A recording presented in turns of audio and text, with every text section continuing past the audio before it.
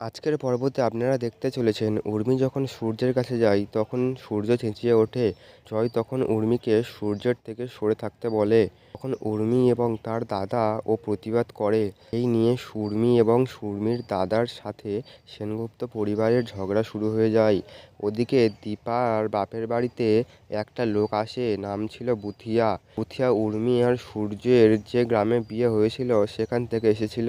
তিনি সূর্য ও উর্মির কি করে বিয়ে হয়েছিল এবং আরও সবকিছু খুলে বলে, কিন্তু তার মধ্যে দীপা কোথাও কোনো প্রমাণ পেল না। বুথিয়া বলে ডাক্তারবাবু আর উর্মি ম্যাডামের সম্পর্ক খুব খারাপ ছিল। ডাক্তারবাবু উর্মি ম্যাডামকে একটু সহ্য করতে পারতেন না, কিন্তু উর্মি ম্যাডাম ডাক্তারবাবুকে ভালোবেসে ফেলেছিলেন। তখন দীপা বলে, তুমি রাতের বেলা ওখানে গিয়ে দেখবে তো কোনো পেন ড্রাইভ বা কোনো কাগজপত্র পড়ে আছে কিনা। তারপর তিনি সেখান থেকে চলে যায়। ওদিকে রেখা উর্মিকে একটা ইঞ্জেকশন দেয় আর বলে, এটা সূর্যকে ফুটিয়ে দিলেই সূর্য তোমার কাবুতে চলে আসবে।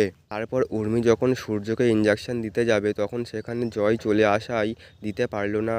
অর্ণব এসে বলে, তুমি দুই স্বামী স্ত্রীকে একা ছেড়ে দাও। জয় তখন সেখান থেকে চলে যাওয়ায় উর্মি সূর্যকে ইঞ্জেকশন দিয়ে দিল। তারপর ওখানে ডক্টর সান্যাল এসে পড়ে এবং বলে, সূর্যের চেক আপ করবো আমি, কিন্তু সূর্যের চেক আপ করলে যে সব কিছু ধরা পড়বে তার ভয়ে অর্ণব বাধা দিল এবং বলে, আমি সূর্যের জন্য আরেকটি ডাক্তার আনবো।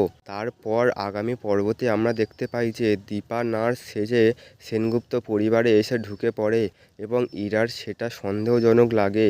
বন্ধুরা, এর পরে কী হতে চলেছে তা দেখতে ও শুনতে হলে চ্যানেলটি সাবস্ক্রাইব করে রাখুন। আর হ্যাঁ, ভিডিওতে লাইক দিতে ভুলবেন না।